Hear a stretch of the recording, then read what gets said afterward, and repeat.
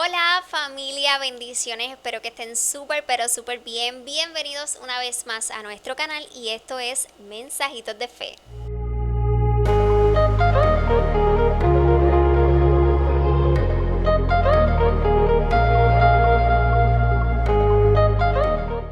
Bueno, en el video de hoy vamos a estar hablando un poquito acerca de lo que es estar en medio de la prueba versus estar en medio de las consecuencias de nuestro propio pecado. Y cuando es momento de hacer silencio para que el Espíritu Santo nos hable, nos redarguya, nos convenza de pecado para que entonces así nosotros podamos llegar al arrepentimiento y ofrecer una ofrenda grata ante el trono de la gracia, que yo creo que es tan importante. Y sí, el Señor es sumamente misericordioso y no importa cuántas veces nosotros pequemos y nosotros le fallemos, Él siempre va a estar ahí para perdonarnos. Pero hay que arrepentirse de corazón y es solo en el silencio cuando el Espíritu Santo nos puede hablar. Yo sé que muchos de ustedes han escuchado este texto bíblico, yo lo he escuchado también en muchas ocasiones y la gran mayoría de las veces que yo lo he escuchado es como para justificar las debilidades acerca de nuestro pecado y del pecado ajeno. Y es lo que dice en 2 de Corintios 12:9. Bástate de mi gracia porque mi poder se perfecciona en la debilidad. Pero para poder entender a qué se refiere, a qué debilidades específicamente se refiere Pablo cuando le está hablando a los corintios, pues hay que leer el capítulo 11 para poder entender. No podemos coger ese texto y ya, porque él no estaba hablando de sus debilidades acerca del pecado. Él estaba hablando de otro tipo de debilidades que lo vamos a leer ahora en el capítulo 11. En el capítulo 11, después del versículo 25, no lo voy a leer completo, pero si usted desea, en su casa lo puede leer completo.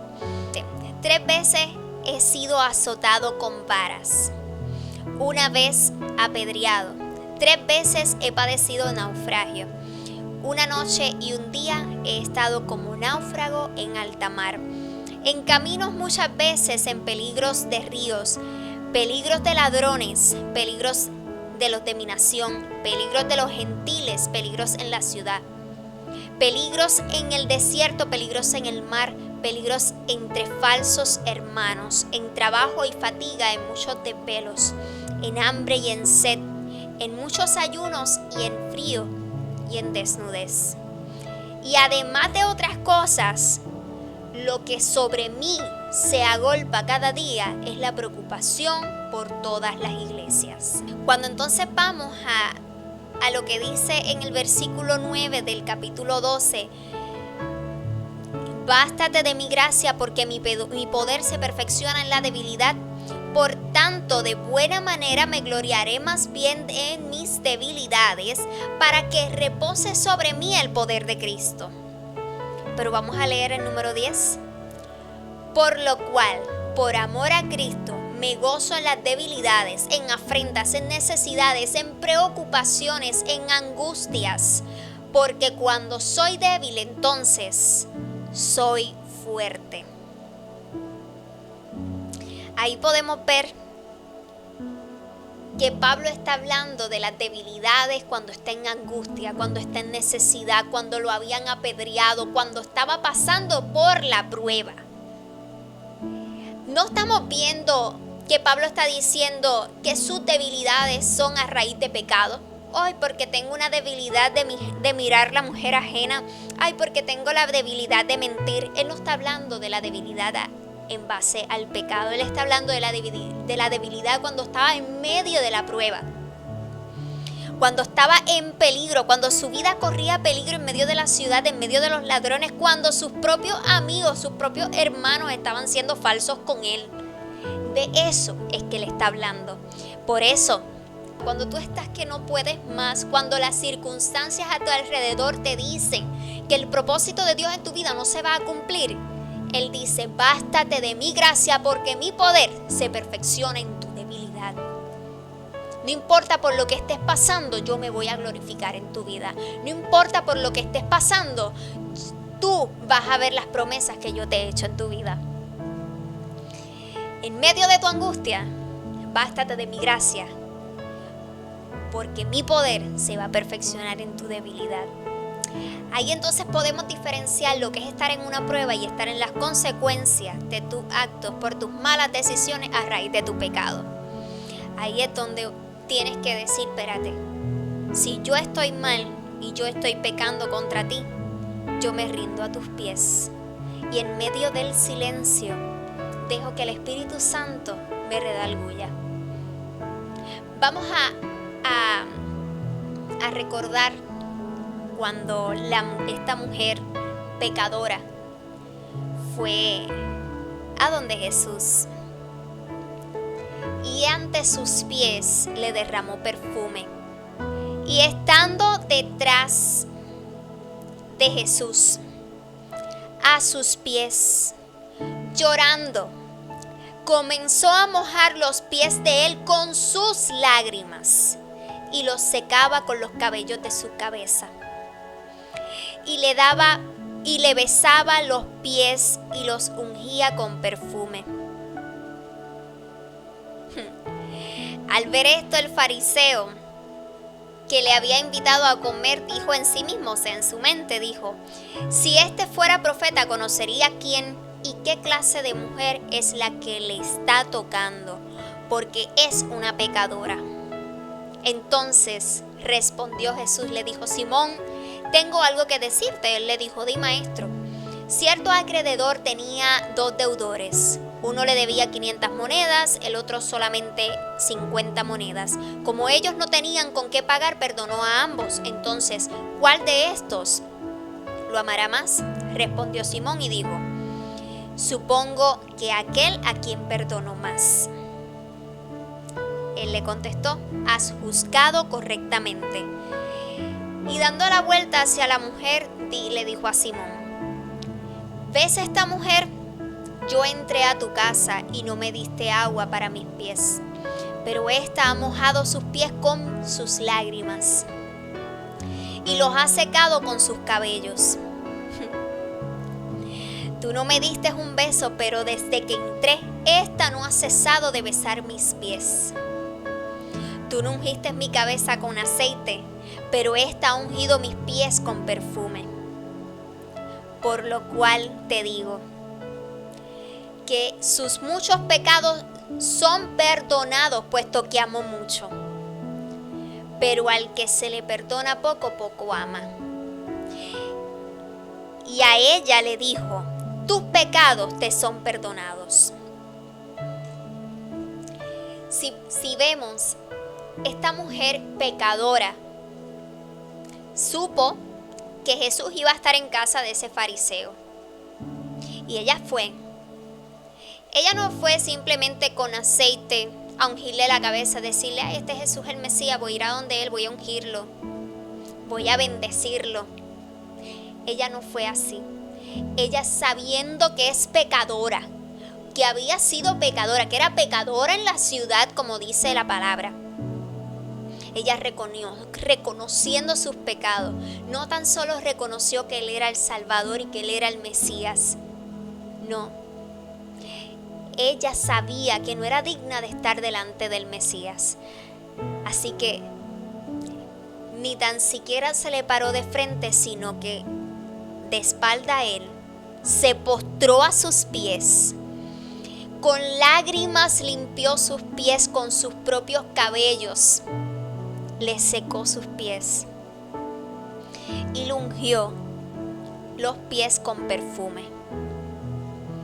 Ella no fue con arrogancia, ella no fue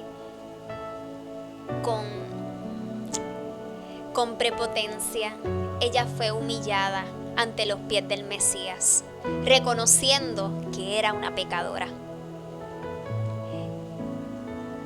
Porque amó mucho, dice el Señor, porque al que mucho ama, mucho se le perdona. Ella dejó a un lado su orgullo y su dignidad. Dejó de amarse ella misma para amar a Jesús. Y dijo: si yo voy a estar delante de él, voy a estar como merezco, humillada porque yo soy una pecadora. Y fue en ese momento que entonces el Señor la perdonó, porque amó por sobre todas las cosas al Señor. y reconoció, ella sabía que Él era el Mesías y que sabía que iba a extender su gracia hacia ella y la iba a perdonar. El Señor siempre quiere que nosotros le obedezcamos y siempre busca que nosotros le obedezcamos y que obedezcamos al Padre. Dice la palabra, si me amáis, guardad mis mandamientos. Él siempre va a buscar que nosotros le seamos obedientes. Y sí, no importa cuántas veces nosotros fallemos, no importa cuántas veces nosotros pequemos, si nosotros nos arrepentimos de corazón, el Señor nos va a perdonar. Pero tenemos que humillarnos. Tenemos que decir, ¿sabes qué? Lo estoy haciendo mal. ¿Sabes qué? Voy a sellar mi boca. Es momento de callar. Es momento de hacer silencio. Es momento de arrepentirme y de tirarme a los pies del Mesías para que el Mesías me perdone. Esta mujer lo hizo así. Y para que vean que sí, que el Señor siempre está buscando que nosotros le seamos obedientes. Y aunque Él en su inmensa misericordia nos perdona, Él siempre busca que nosotros le seamos obedientes. Cuando vamos al relato de la mujer adúltera, en Juan 7, podemos ver cómo los escribas y los fariseos traen a esta mujer que había sido sorprendida en el mismo acto de adulterio. Le habían traído hasta Jesús, ¿verdad? Le dijeron, maestro, esta mujer ha sido sorprendida en el acto de adulterio, en el mismo acto, y la ley dice que debemos apedrearla. Pero como Jesús conocía la ley de su padre, Él sabía que tenían que estar los testigos, tenían que haber testigos oculares. Las mismas personas que la cogieron en el acto tenían que estar allí. También tenía que estar la otra parte, ella y el hombre con el que estaba cometiendo adulterio. Pero el hombre no estaba, ni tampoco estaban los acusadores. Así que cuando él se inclinó a escribir en el piso, que hay muchas teorías sobre cuando él escribió en el suelo con su dedo, yo no la sé muy bien, no voy a entrar en esos detalles. Pero luego de eso, él dice, el que esté libre de pecado, que tire la primera piedra. Él sabía que en la ley estaba que los mismos que la habían acusado tenían que tirar la primera piedra, pero como no estaban los acusadores, nadie tiró la primera piedra.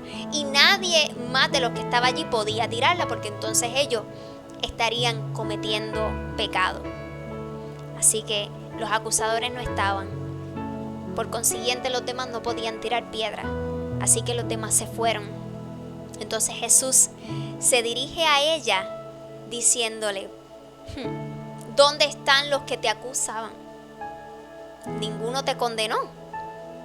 Ella dijo, ninguno, Señor. Entonces Jesús le dijo, ni yo te condeno. Pero aquí está lo interesante. Él sabía y él estaba consciente de que sí, de que era verdad, de que sí había sido acusada de adulterio porque había sido cogida en el mismo acto de adulterio. Pero como no estaban los acusadores, los testigos oculares, él no podía ejercer juicio sobre ella. Así que, como él sabía que sí había sido adúltera, le dijo, vete y no peques más. Le dijo, yo no soy quien para juzgarte, porque yo no lo vi. Tampoco tus testigos están. Así que yo no puedo ir por encima a la ley de Dios. Así que si ellos no te acusan, yo tampoco. Vete y no peques más. Y no es la primera vez que nosotros escuchamos a Jesús decir, vete y no peques más. El Señor siempre quiere perdonarnos. Pero Él necesita que nosotros nos arrepintamos. Y Él nos va a decir, vete y no peques más. Él siempre está buscando que le seamos obedientes y que no volvamos a cometer los mismos errores del pasado. Ese es su deseo, eso es lo que Él anhela que sus hijos hagamos. Porque cuando eres débil, fuerte eres en Cristo Jesús. Claro que sí. Cuando eres débil, eres fuerte en el Señor, porque si te bastas en su gracia, su poder se perfecciona en tu debilidad. Cuando estás en angustia, cuando estás en necesidad, cuando te están persiguiendo, cuando las circunstancias que ves a tu alrededor te dicen que el propósito de Dios en tu vida no se va a cumplir. Confía, camina en obediencia, sigue alabando, sigue adorando, que el Señor va a obrar. Dios es un Dios de amor, un Dios de misericordia, pero es un Dios de orden y que busca siempre que nosotros, sus hijos, le obedezcamos. Así que aprendamos a hacer silencio cuando tenemos que hacerlo. Aprendamos a identificar cuando estamos en medio de una prueba y cuando nuestros caminos están un poco torcidos a raíz del pecado. Tenemos que evaluar en dónde estamos parados. Y si es que el pecado llegó a nuestra puerta, tocó, lo dejamos entrar y ya estamos ahí. Y sí, sabemos que cometimos el error, pero sabemos que el Señor se va a glorificar. No. Es momento de hacer silencio. Calla, arrepiéntete, ve a sus pies como hizo esta mujer pecadora. Y ante sus pies, humillado, amando al Señor por sobre todas las cosas, más que a ti mismo, más que tu orgullo, más que tu altivez, más que tu dignidad. Ama al Señor y ve y ríndete a sus pies, arrepiéntete de tus pecados, para que el Señor extienda misericordia y te perdone. Y pueda haber una transformación en tu vida y podamos entonces llevar una ofrenda grata ante el trono de la gracia y no llevar una contaminada. Aprendamos a hacer silencio cuando tenemos que hacerlo y podamos adorar al Señor en espíritu y en verdad, como dice su palabra. Dice, ¿verdad?, que el Señor está buscando tales adoradores, porque Dios es espíritu y Él busca que le adoren en espíritu y en verdad. Pero ¿quiénes son los adoradores en espíritu y en verdad? Bueno, ese va a ser el próximo tema que vamos a tocar en Mensajitos de Fe. Espero que este mensaje haya sido de mucha bendición para su vida. Lo fue para mí, por eso lo comparto con ustedes. Un abrazo enorme, que Papito Dios me los bendiga y me los guarde. Y será hasta el próximo Mensajitos de Fe.